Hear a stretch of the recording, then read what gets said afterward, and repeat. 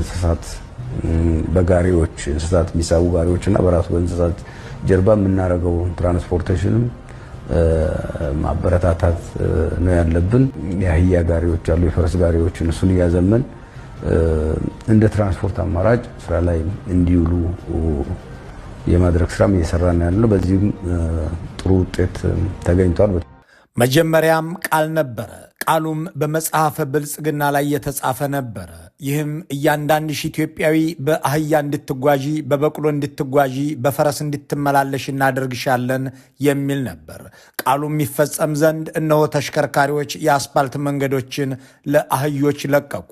ኢትዮጵያ ወደ ድንጋይ ዘመን ትመለሳለች ተብሏልና አገር ወደ 19ኛው ክፍለ ዘመንም እንድትንሸራተት ተደርጓልና ምርትና ሰው በጋማ ከብቶች ጀርባ ላይ ዋሉ። ለመኪኖች የተሰሩ ለጭነት ማመላለሻ የተገነቡ ጥቋቁር አስፓልቶችም ባለ 4 እግር አህዮች ወረሯቸው።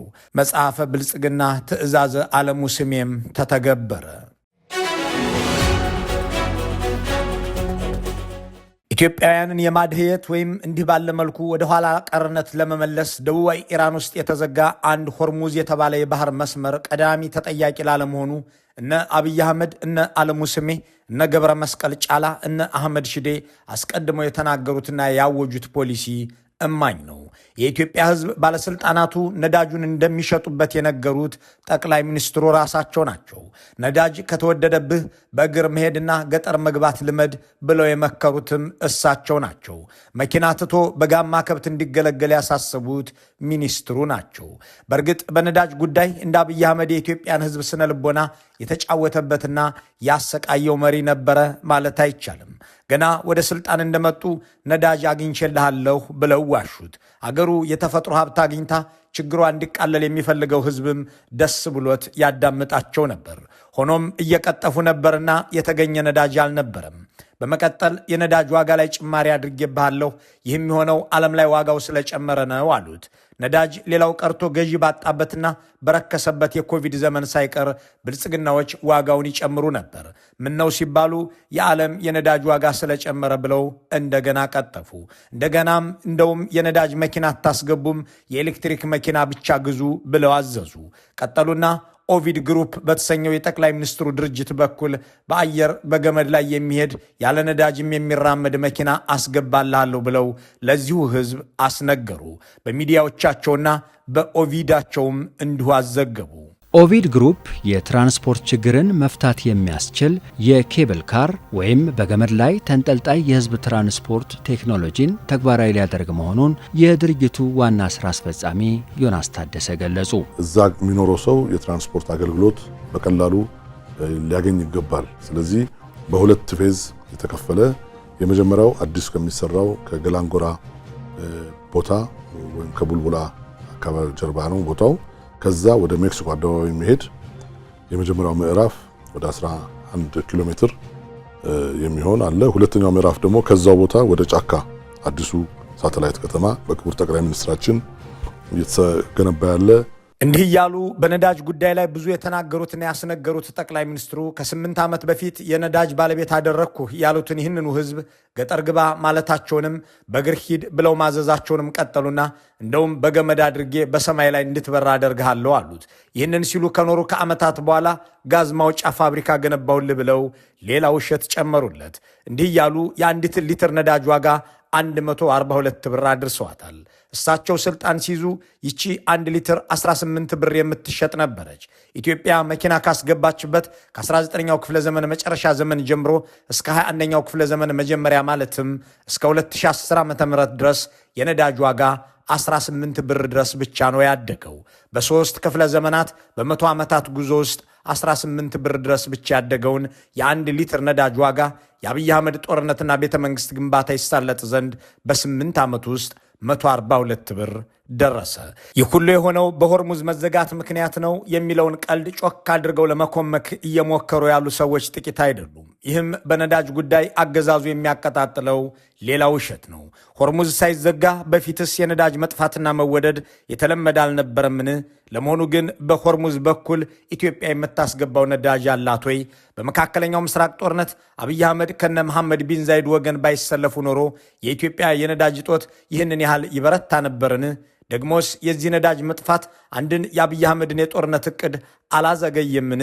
እነዚህ ጉዳዮች ውስጥ ጠቃሚም ጎጂም ነጥቦች አሉ። ነዳጅና የኢትዮጵያ ፖለቲካ ባለፉት 50 ዓመታት በወሳኝ አጋጣሚዎች የሚመጋገቡ አጀንዳዎች ሆነው ቀጥለዋል። ንጉሥ ይወርድ ዘንድ ነዳጅ ያነደደውን እሳት መመልከታችን አይዘነጋም። በደርግ ዘመንም ነዳጅ እንዲህ እንደ ዛሬው ቸግሮ ክልከላ ተጥሎበት ነበር። የደርግ ባለሥልጣናት ምንም እንኳን እንደነ ዓለሙ ስሜ በአህያ ተጓዙ ብለው መመሪያ ባያስተላልፉም እሁድ እሁድ መኪና መንዳትን ለነዳጅ ቁጠባ ብለው ከልክለው ነበር። በሳምንት አንድ ሰው ከ18 ሊትር በላይ ነዳጅ እንዳይጠቀምም እንዲሁ አድርገው አግደው ነበር። ይህንን ተከትሎ በዚያ የኢሰፓ ዘመን ያጋጠመን አንድ ሳቅ የሚያጭር ቁም ነገር ጨምረን ጥያቄዎቹን ለመመለስ እንሞክር። ይታሰብበት በመንግስት መኪና፣ ይታሰብበት በመንግስት ነዳጅ፣ ይታሰብበት ቅዳሜ ከሰዓት፣ ይታሰብበት እሁድ ቀን በሙሉ፣ ይታሰብበት ለራሳቸው ጥቅም ማገዶ ጫኑበት፣ ለራሳቸው ጥቅም ከሰላስ መጡበት። የባለስልጣኑ ወንበር ጠረጴዛ ሁሉን ይታዘባል ዝም ብሎ እንደዋዛ። ይህች የአገር ፍቅር ቲያትር ቤት ባልደረባ የነበረች የሺ ተክለወልድ የምትባል ድምፃዊት ነች። በኢትዮጵያ የፖለቲካና የኢኮኖሚ ትኩሳት ዘመናት ላይ ለነዳጅና ነዳጅን ተከትሎ ባለስልጣናት ስለሚፈጽሙት ዝርፊያ በደርግ ዘመን ይታሰብበት እያለች ያዜመችው ነው። ቅዳሜ ከሰዓትና እሁድ መኪና መንዳትን ከልክሎ የነበረው ደርግ የነዳጅ ቁጠባ የሚል መመሪያ ተግብሮ እንደነበር ታሪክ ጽፏል። እንዲህ እንደ ዛሬው በጦርነት ውስጥ የነበረችውን ኢትዮጵያን የሚመሩት ኢሰፓዎች ነዳጁን ልክ እንደ አብይ አህመድ ለሰራዊት ማመላለሻ አድርገው የከተማውን ሰው በእግርህ ኳትን እንጂ መኪና ሳትነዳም ብለው አቀቡት። በዚያን ወቅት ግን ምንም እንኳን እንደ አብይ አህመድ በኪሎ ሜትር 1 ሊትር የሚጠቀሙ ቅንጡ መኪኖችን የሚነዱ ባይሆኑም አንዳንድ የኢሰፓ ባለስልጣናት ህዝቡን ከልክለው እነሱ መንዳታቸው ከሰል ሳይቀር እየጫኑ ማመላለሳቸው አልቀረም። ይህንን ያስተዋለች የምትመስለው ድምፃዊቷም ይታሰብበት እያለች ለማዜም የተገደደች ትመስላለች። ስለዚያ ውድቀት ወለድ ስለሆነው የነዳጅ ዕቀባ ፖሊሲ የደርግ ባለስልጣን የነበሩት ሙሉጌታ ሉሌ ዮሐንስ ሙሉጌታ በሚል ስም ባሳተሙትና አጥፍቶ መጥፋት ሲሉ በሰየሙት መጽሐፋቸው ላይ ያስቀመጡት ታሪክ ከዚህ ጋር የሚመጋገብ ነው።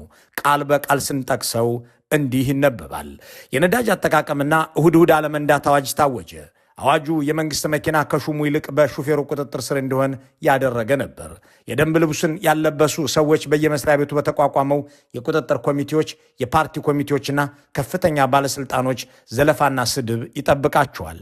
ማስጠንቀቂያ የሚሰጣቸው ጀመር። እሁድ መንዳት መንጃ ፈቃድ እስከ ማስቀማት በሚደርስ ቅጣት ያስቀጣ ነበር። አንድ ቀን የትራንስፖርት ሚኒስትር የነበረው ዩሱፍ አህመድን አንድ የሚያውቀው ሰው በሳምንት የተፈቀደልን 15 ሊትር ቤንዚን አጠራቅመን ወደ ፈለግንበት ቦታ ብንሄድ ምን አለበት?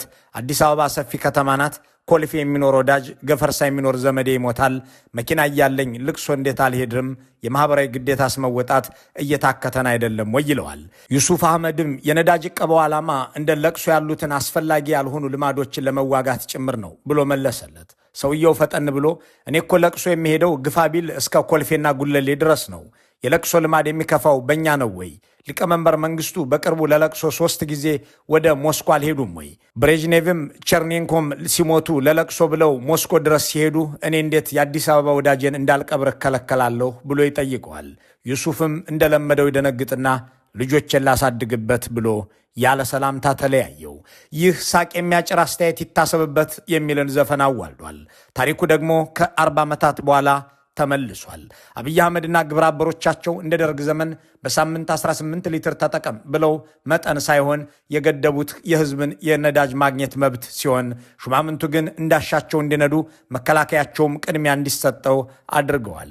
ደርግ ነዳጅ በሳምንት 18 ሊትር ብቻ እንጠቀም ብሎ ያወጣውን መመሪያ አብይ አህመድ በቁጠባ እንጠቀም በሚል ጥቅል ስም ማዕቀብ ጥለውበታል። ከዚያም በዚህ በምስሉ ላይ እንደሚታየው የኢትዮጵያ አርሶ አደሮች ለወራት በብርድና በፀሐይ ያመረቱት ምርት በየመንገዱ ይበላሽባቸዋል። ይህ የሆነው በሆርሙዝ መዘጋት ነው ብሎ እንዲነገርለትና እንዲታመንለት የሚፈልግ የብልጽግና ምዕመን ደግሞ አለ። እንዳም ሆኖ ይህ እንዲሆን መንግስት አስቀድሞ ሲሰራና ሲናገር እንደነበር የትራንስፖርት ሚኒስትሩ አለሙ ስሜ አሁንም ምስክር ናቸው።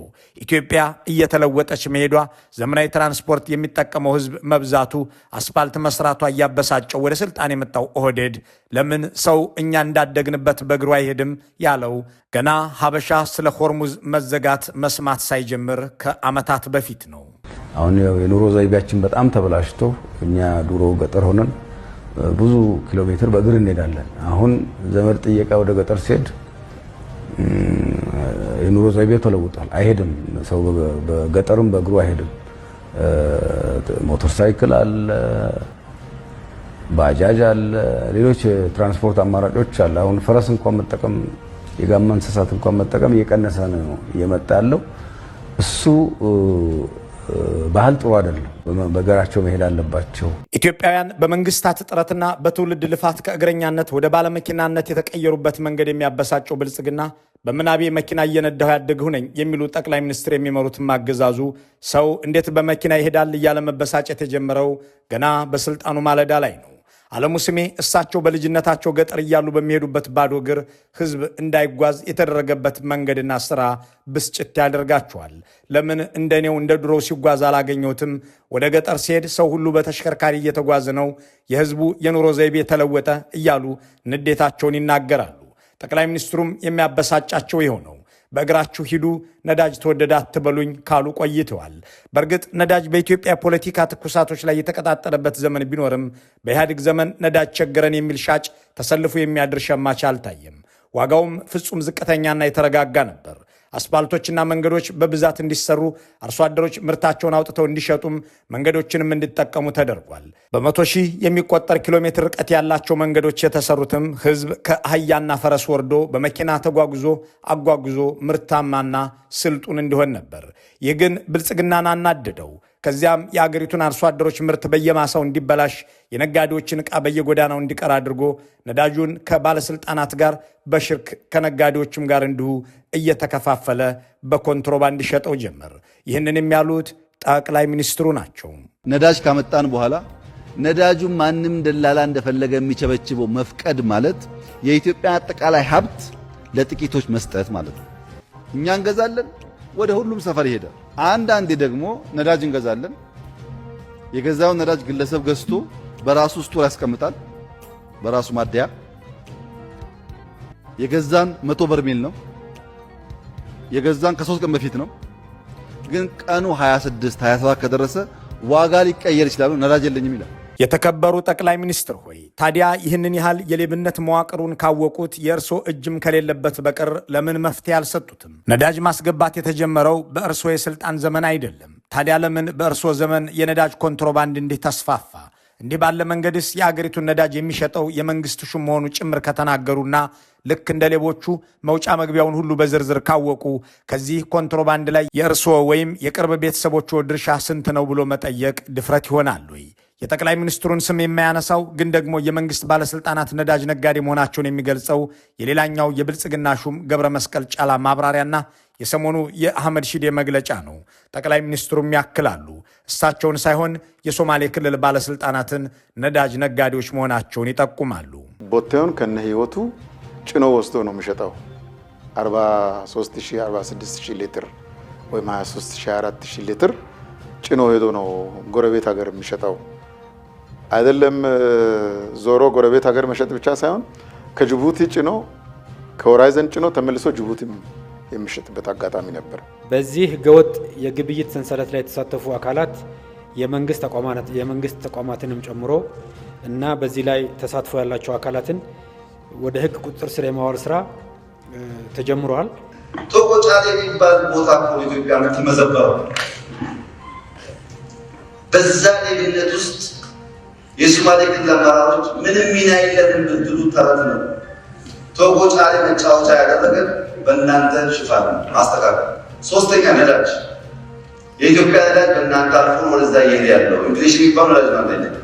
እሱም ማስተካከል ቶጎጫሌ በሚባል ቦታ እኮ ነው ኢትዮጵያ የምትመዘበረው። ነዳጅ በእናንተ አልፎ እየሄደ ነው። የሶማሌ ክልል አመራሮች እጃችን የለበትም ብትሉ ተረት ነው የሚሉት ጠቅላይ ሚኒስትር ይህንን እያወቁ ዝም ያሉት እርሶስ በነዳጅ ዝርፊያ ላይ እጅ የለበትም ቢሉ ተረት ነው እኮ የሚል ሀያሲ ቢያጋጥማቸው ምን ይላሉ ቢባሉም የሚያብራሩት ያላቸው አይመስልም። በእርግጥ በነዳጅ ሰበብ እንደ አብይ አህመድ በኢትዮጵያ ስነ ልቦና የተጫወተ የለም ሲባል እነዚህን ሁሉ በማንሳት ነው። በታሪክ ለመጀመሪያ ጊዜ ነዳጅ አገኘሁልህ ያሉትን ህዝብ በታሪክ ለመጀመሪያ ጊዜ በሊትር 142 ብር እንዲገዛ አድርገውታል። በእግርህ ትሄዳለህ፣ በጋማ ከብት ትሳፈራለህ ብለውትም ከቤተ መንግስት ሳይወጡ ግባቸውን አሳክተው አይተዋል። በወፍጮ ቤት የሚያስፈጩ ሰዎችን ወደ ድንጋይ ዘመን መልሷቸው በ19ኛው ክፍለ ዘመን ታሪክ በድንጋይ ወፍጮ እንዲፈጩ የማድረግ ህልማቸውን ፈተዋል። የራሱን ህዝብ ማደየት የራሱንም ሀገር ማቆርቆዝ ደስ የሚለው የብልጽግና አገዛዝ የነዳጅን ዋጋ አስቀድሞ ሲጨምር ነዳጅን ሲሰውርና ሲዘርፍ ቆይቶ አሁን ሆርሙዝ የሚባልን ሰበብም አግኝቶ ሁሉንም ነገር በኢራን ሊያሳብብ ሞክሯል። በእርግጥ በሆርሙዝ ምክንያት 20 በመቶ የዓለም ነዳጅ አቅርቦት መስተጓጎሉ የዓለም እውነት ነው። ይሁን እንጂ በጦርነቱ ላይ ገለልተኛ አቋም የያዙ ወይም ዓለም አቀፍ ህግና ስርዓት እንዲከበር የጠየቁ ነባር የኢራን ጠላቶች ጭምር መርከቦቻቸው እንዲያልፉ ሲፈቀድላቸው ታይቷል። ከአውሮፓ እነ ፈረንሳይ ይህንን እድል አግኝተዋል። ከአፍሪካም እነ ደቡብ አፍሪካ ወደ እነሱ የሚጓዙ የነዳጅ መርከቦች በኢራን ወታደሮች እንዳይታገዱባቸው መደራደርና መነጋገር ችለዋል። አብይ አህመድ ግን ለአንድ መሐመድ ቢን ዛይድ ብለው ከእስራኤል የሚያገኙትን ጦር መሳሪያ ላለማጣትም ብለው ውግንናቸውን ከወራሪዎቹ ወገን አድርገዋል። እናም የኢትዮጵያ መርከቦችም ሆኑ ከባሕረ ሰላጤው ሀገራት ተነስተው የኢትዮጵያን ነዳጅ የሚያጓጉዙ መርከቦች እንዲያልፉ ለማድረግ ከኢራን ጋር ለመደራደር የሚያስችል አፍ ችሎታም የላቸውም። በመሆኑም የዓለም ነዳጅ 20% ከሚደርሳቸው ሀገራት መካከል አንዷ የሆነችው ኢትዮጵያ በሆርሙዝ መዘጋት ሰበብ ምርቱ ቀርቶባታል። ይህም ብልጽግና አስቀድሞ ለከለከለውና ላስወደደው ለወረሰውና ለዘረፈው ነዳጅ ሰበብ ሆኖለታል። Which country is suffering the most from the oil crisis? You can see the most vulnerable countries down here. Pakistan, Jordan, and Ethiopia are very dependent on oil and gas from the Gulf. የዓለም የነዳጅ ዋጋ በሆርሙዝ መዘጋት ምክንያት ጨመረ የሚለው ዜና አሁን በብዙ አገሮች የፖሊሲ ለውጦችን እያስከተለ ነው። ትምህርትን፣ የቅንጦት ኑሮችንና መሰል ነገሮችን እያስቀሩ ያሉት ሀገራትም ክፉ ቀኑን ለማለፍ እየጣሩ ናቸው። ብልጽግና ደግሞ ከኢዜማ ጋር ወንበር የሚከፋፈልበትንና አስቀድሞ አስልቶ የጨረሰውን የምርጫ ድግስ የአብይ አህመድን 8ኛ ዓመት ድግስና መሰል ነገሮችን ለማድመቅ ምዕመኖቹን ከየቦታው ለማዘዋወር ነዳጅ ያባክናል። የኢራን ጦርነት መጀመርና የሆርሙዝ መዘጋት የአብይ አህመድን የጦርነት እቅድ አዘግይቶታል ወይም አክሽፎታል የሚሉ አንዳንድ አስተያየት ሰጪዎች ደግሞ ከአንድ ወር በፊት የነበረውን ሁነት ያስታውሳሉ። የመሐመድ ቢን ዛይድ ቀንደኛ መልእክተኛ እንደሆኑ ክደው የሚያውቁት ጠቅላይ ሚኒስትር አብይ በየካቲት ወር አጋማሽ ከማዕከላዊ እዛቸው በስተቀር ሰራዊታቸውን በሙሉ ወደ ሰሜን ኢትዮጵያ አንቀሳቅሰው ትግራይ ሊወጉ ነው ወይስ ኤርትራ ሊወሩ የሚል ክርክር ከፍተው እንደነበር አይዘነጋም። እንዳም ሆኖ ጦርነቱ ወትሮም የሳቸው አልነበረምና ዋናው የጦርነቱ ባለቤት መሐመድ ቢን ዛይድ በኢራን ጥቃት ሲከፈትባቸው የብልጽግናዎች አለቃ ጦራቸውን መልሰው እንደገና ወደ አማራ ክልል ለማሰማራት ተገደዋል። ከዚያን ጊዜ ወዲህም በትግራይም ሆነ በኤርትራ ላይ ተከፍቶ የነበረው ፕሮፓጋንዳ ጋብ ያለ ይመስላል። ለኢትዮጵያውያን መተላለቅ ብዙ አበርክቶ የነበራት ኤምሬትስ መጠቃቷ ምናልባትም የአሁኑን የኢትዮጵያውያንን ሞት እንዲዘገይ ወይም እንዲቀር የሚያደርግ ጦርነት ከኢራን ተከፍቶባታልና አብይ አህመድ ያ ጦርነት ቆሞ የራሳቸውን ጦርነት የሚዋጉበትን ቀን በጉጉት እንዲናፍቁ ሊሆኑ ይችላሉ። እንዲያም ሆኖ እንዳሰቡት አልሆነም። እሳቸው ዓለም በመናጧ ከእነሱ በላይ መጨነቅ የለብንም፣ የሚጎዳን ነገር የለም ሲሉ የነበረ ቢሆንም ቢያንስ ሊከፍቱት የነበረውን ጦርነት አስቀርቶባቸዋልና ሊደሰቱ አይችሉም። የዓለምን መታወክ እኛ አንፈልግም። ዓለም ሰላም በነበረችበት ሰዓት ግን ምን አደረገችልን ነው መልሱ። ምን አደረገችልን? ሳጥናት ስትቀር ጥቅም አግኝተን በመናጧ እንደምንጎዳ ከነሱ በላይ መጨነቅ የለብንም። ከእያንዳንዱ ግጭት ኦፖርቹኒቲ ፈልቀን ማውጣት የሚጠበቅብን እንጂ የዓለም መናጥ እኛን አይጎዳንም፣ ከእያንዳንዱ ግጭት ጥቅም ፈልቅቀን እናውጣ የሚሉት ጠቅላይ ሚኒስትሩ ከተዘጋው የሆርሙዝ ጉሮሮ ውስጥ 1 ሊትር ነዳጅ ለኢትዮጵያን ፈልቅቀው ማውጣት የሚያስችል ዲፕሎማሲያዊ ብልጠትና እውቀት እንዲሁም የአገር ፍቅር የላቸውምና በቀጣይ ለሚያካሄዱት ጦርነት ቀብድ ለማስያዝ ብለው የኢትዮጵያ አየር መንገድን ጭምር አደጋ ላይ ጥለው የመሐመድ ቢን ዛይድ አጋር ሆነው አቡዳቢና ዱባይም ሰንብተው ተመልሰዋል። ለእሳቸው ከጦርነት መሃል ተፈልቅቆ የሚገኝ ጥቅም ጦርነት ማካሄጃ መሳሪያ ነውና ቢን ዛይድን በክፉ ቀንህ ትቼህ አልጠፋም ብለው አብረው 3 ቀናትን አሳልፈዋል። መልካሙን ሁሉ በመመኘት በዚሁ እንሰናበታለን።